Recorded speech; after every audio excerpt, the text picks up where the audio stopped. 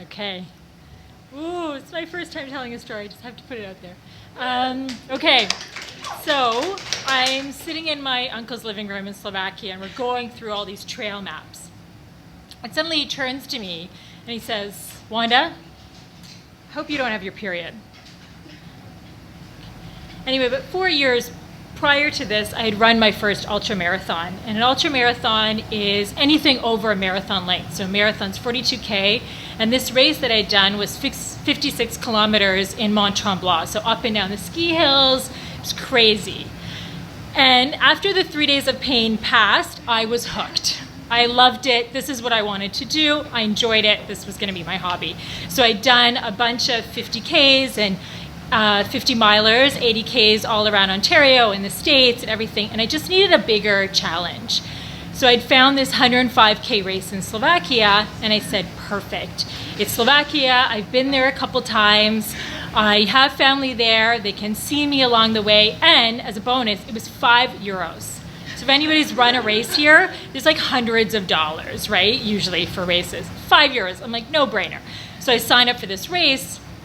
And as I'm going through these trail maps with my uncle, who loves all the trails in the area, he starts telling me, he goes, you know, it's mid-September. So this was about 4 years ago right now. And he's like, it's mid-September. This is mating season for elk. So if you have your period, they're going to smell you, and they're going to try to mount you. I'm horrified because, of course, timing is everything, and I had my period. Just mortified at this point. So I'm running this race. It's 2 days later. I'm in this race. It is the perfect fall day. The weather is awesome. It's clear skies. It's breezy. It's not too hot. There's no humidity. The trails are everything that I expected to be. Beautiful rocky climbs with these gorgeous views of mountains and landscapes. And then you go down into the forested area that are just like, you feel like a fairy running down these rooty trails and like dancing. Get into farmers' fields with vineyards and cows. And I say hi to the cows and the sheep and everything. And it's amazing.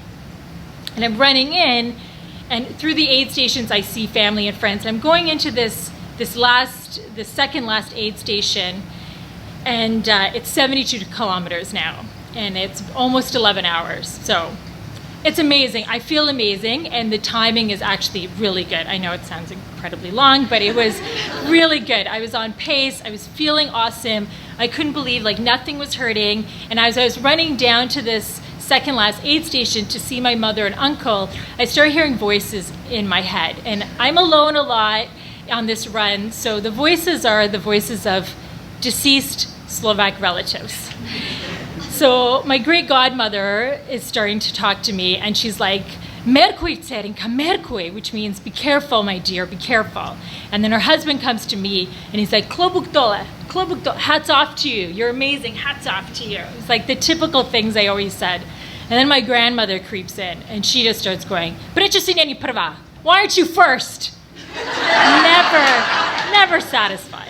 So I'm laughing at this, and I'm running down to the trail, and I see my mother, and she's ecstatic, and she's not usually the most emotional person, but she is just so happy I've gotten there before 11 hours. I'm well on pace, and she gives me a huge hug. She goes, "You know you're fourth female and you're top 10, like you're doing amazing."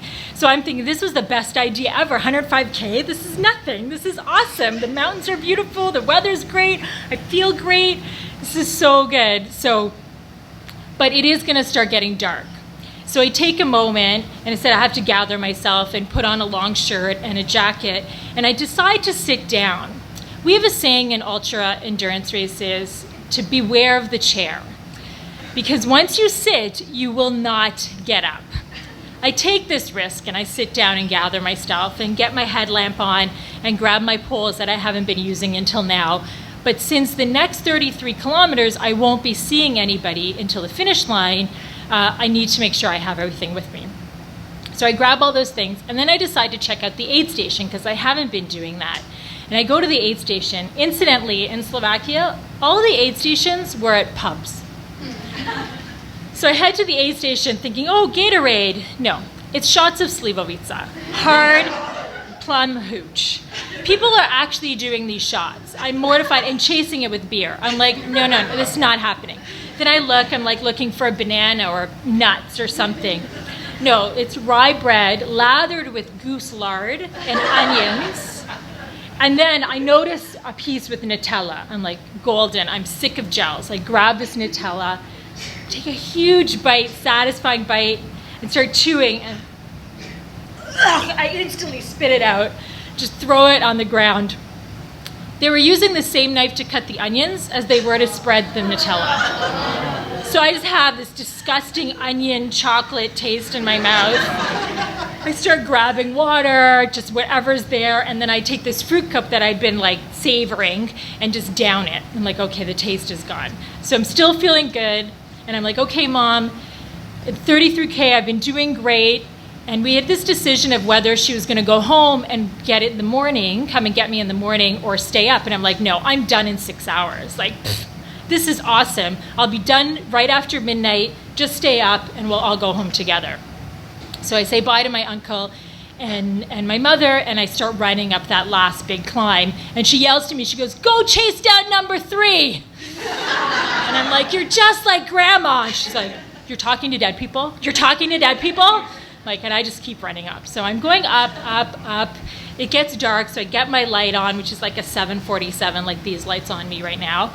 And I'm going up and up and up, and then I'm going down, down, down. Why am I going down? I shouldn't be going down yet. Why am I going down? I start looking around, my eyes darting, trying to see the flagging tape, which incidentally is red, and now in the dark is indiscernible. I look down on the ground and there's just no footsteps around. My heart sinks. It's just dread of, now it's dark. I don't know where I am. I've lost the trail. How am I going to get back? So I turn around and just start climbing back up this logging road that I've ended up on, darting my eyes from one side to the other to see if I can see any smaller single track to head in the right direction. I finally notice a single track off to my right, and I turn into it, and a little further down, there is a red flagging tape there.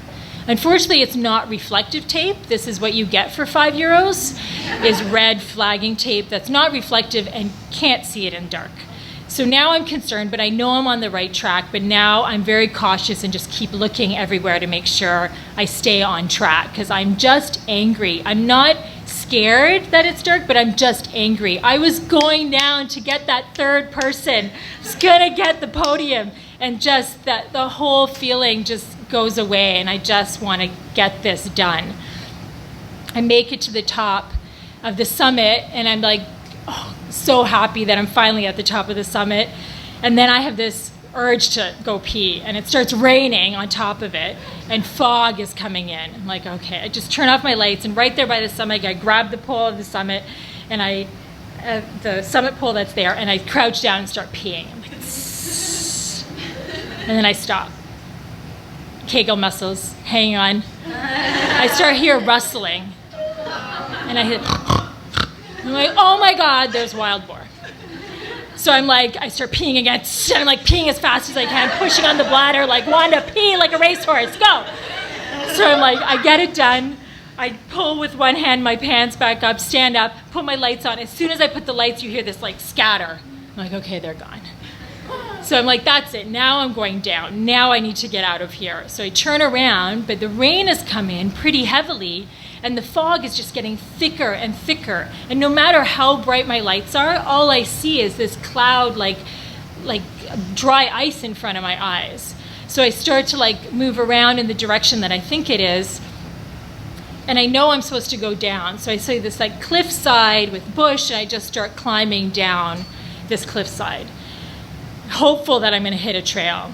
Luckily, I do eventually hit the trail, and I start going down, down, and I'm like, yes, this is it. The fog lifts a little bit, but it's still, I can't see trail markers. Like, they're so far apart, and they're red, and they're so hard to see. Then I start hearing the trampling again. I'm like, what is this? I'm hopeful that maybe there's runners coming behind me, and I'm finally going to get some company, because now it's like 5-6 hours where I've been alone in the woods. And, but no, this is not human trampling. These are animals. This is the elk. I'm convinced. The elk have now come. I start sniffing, make sure I don't smell, and then I just start moving as fast as I can, and I'm thinking the poles, these are my savior. If the elk comes, I'm just gonna stab him, or hit him, or do something, like something. And, but I just can't move any faster. I don't understand why I'm not moving as fast as I expected to. I don't feel any pain, but my legs are like lead. They're as rigid as the poles that I'm using to propel myself forward. And then I finally see it, my beacon of light, a beautiful, raging fire pit, and a man sitting there. So I go running towards it as best I can, and I just start blubbering, thank God you're here, I got lost, and there's wild boar, and there's elk, and they're gonna kill me because I'm on my period, and I can't see the flagging tape, and I'm just spewing all this stuff at this guy, and he just looks at his clipboard. Yeah, number 40, check. Yeah, the Romans took the flagging tape down. They just thought it was in their territory. Like, I can't believe this. He goes, but don't worry. Then he starts to console me. Don't worry. It's just 2K down the trail and then into the village for 2K, and you can't get lost. Sure, I can't get lost. But I'm confident. I'm like, okay, he says it's just there. It's going to be fine. At this point, I turn down to go down the trail, and I realize it's well past the 6-hour mark. And I have this emergency cell phone that my uncle gave me, and I turn it on because now it's been like 9 hours, and I turn on instantly, bing, bing, bing, bing, ding, ding, ding, ding, ding. It's like a million text messages going on, and it starts ringing. And I answer the phone. My uncle's like, "Where are you?" I'm like, "Where do you think I am? I'm lost in the forest." And I don't mean to be angry at him, but I'm just so angry that my legs aren't working and that I'm not moving, and that I feel guilty that I didn't let them go home. And you can hear, and then in the background of the phone, I can hear my mother sobbing. I'm like, oh my God. He's like, just ignore her. How far are you? I'm like, I don't know, I'm 4K if I don't get lost again. He's like, okay. So I hang up the phone, put it back in, and I start going down this 2K of trail, which essentially is a dried out riverbed that people are using as a garbage pit. So I'm going down trying not to fall on jagged glass or like old toasters or whatever the hell else is in this place. And then finally I hit road. I'm like, thank God. And the final stage was at a school, but there's no flagging tape again. I swear, I guess because I'm the only Canadian, I don't know this. Everybody else knows where the school is in the village, so you don't need to flag anything. So now I'm irritated again, and I'm like, where the fucking school is? Where's the school? Where would a school be in this town?